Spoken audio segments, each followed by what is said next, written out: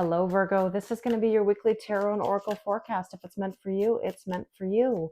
We're going to take a look at the energies for the upcoming week, break it down, and let you know how to navigate.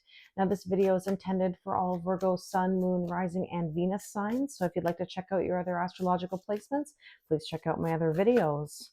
Where do I begin? This week is a week filled with changes, and it's exciting. So listen up. Here we have Mercury going direct. Hallelujah. How many of you have been waiting for this? Mercury is finally going direct.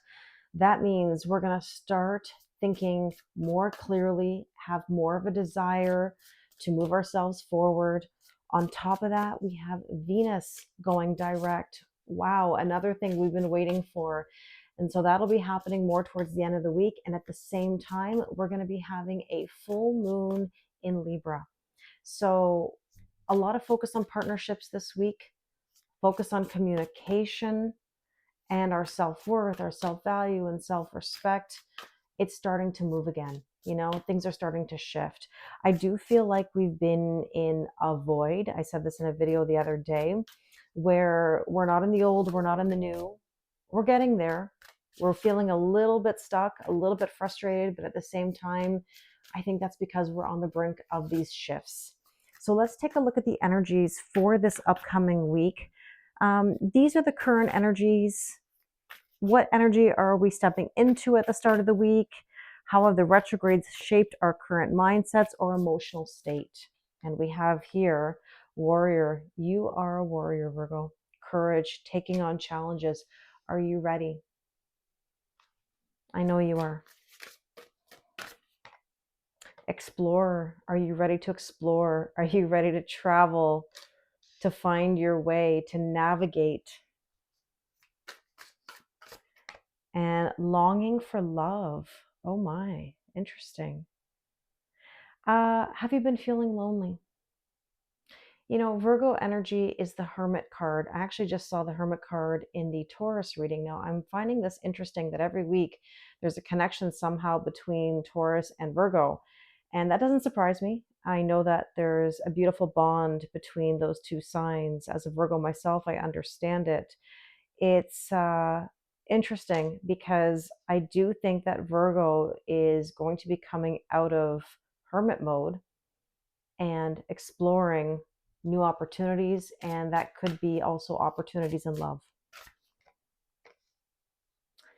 You know, it's interesting. I think that Virgos tend to be very hard on themselves, and that comes from situations from early on in life, you know, feelings of unworthiness or even feeling rejected. I know personally that as a child, I used to feel like it was really tough. I wanted to please. You know, I wanted my parents to be very proud of me, and I know that they are proud of me, but I put that extra pressure on myself, or I took it very personally, you know? And so as I've gotten older, I've worked through that quite a bit. But if you felt those wounds yourself and it's held you back, now's the time to really put yourself out there to explore new opportunities. Now, let's take a look at the mental clarity that you've gained. What insight or understanding is now coming through clearly after Mercury's retrograde confusion? Now, I should tell you also that we are having a full moon Zoom on Friday, April 11th at 6 p.m. Eastern. It is a 2-hour general collective reading about all of these energies, right? Mercury retrograde, Venus retrograde, full moon, and you're going to get a copy of that recording if you attend, and also a personalized mini moon reading that gets sent to you by the next new moon. The cost is $22, and the link is in the description box below. So let's see, what do we need to know about this mental clarity? The Eight of Cups, Taurus got this too. The Eight of Cups is about walking away from things that no longer serve you. And you have gained so much strength as a warrior that nobody can mess with you right now. And here we have the Two of Swords, making a decision. Are you in the old? Are you in the new? Like I said, we are in a void, okay?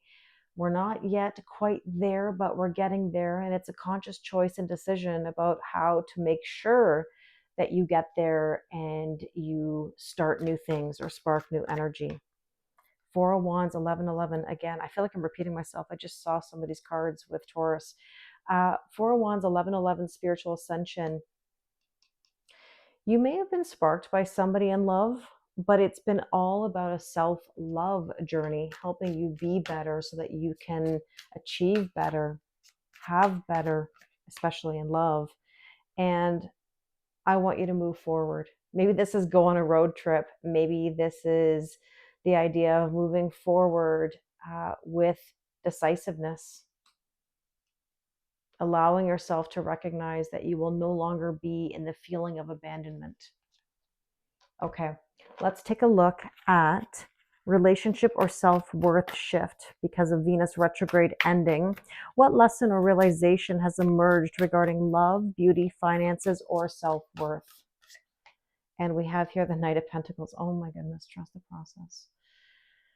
You can't get any more Taurus than this. I don't know why there's such a deep connection here between the readings of Virgo and Taurus, but this says slowly but surely you're going places. Absolutely. Trust the process. I mean, this is the mantra of my life and my teachings.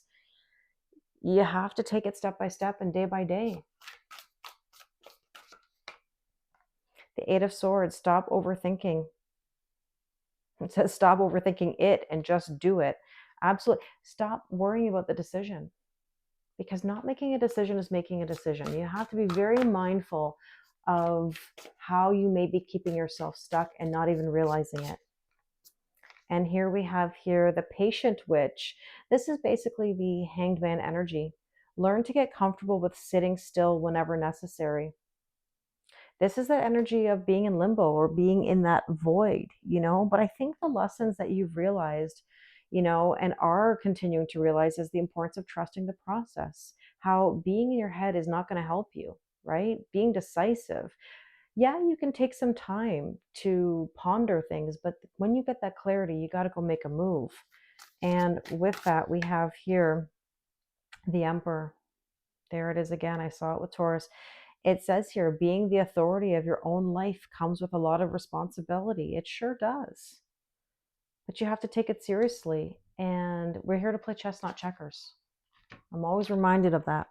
So this is asking, what do we need to leave behind? Like what behavior, belief, or connection should be released as we move forward post-retrograde? And here we have Knight of Wands. Interesting. We need to leave behind the inconsistencies, because the Knight of Wands, yes, is passion in the pants, and we all love that. But anything that rides in really hot can leave just as fast. So if you're motivated one moment and then not the other, it doesn't help you. It doesn't bring any balance to your life. It just brings confusion, which in turn brings more confusion. There's the Four of Wands again. In the Taurus reading, I saw the Four of Wands 3 times. So here we go. Four of Wands, new beginnings, ascension, union. It's a twin flame number. And with this, we have the Chariot, reminding you to move yourself forward. Victory is yours. It's there for the taking. And there's the Strength card, strength and courage, confidence. I mean, very strong energy here. Now, I love this groovy tarot, and I had to take this deck out. I mean, all of these decks are ones that I haven't used in a while. And I just thought to myself, these beautiful colors are encouraging. So let's see, what do we need to embrace moving forward? What energy, opportunity, or mindset will support our growth in the coming weeks? And here we have the Two of Pentacles, finding balance. Oh man, I'm repeating myself over and over.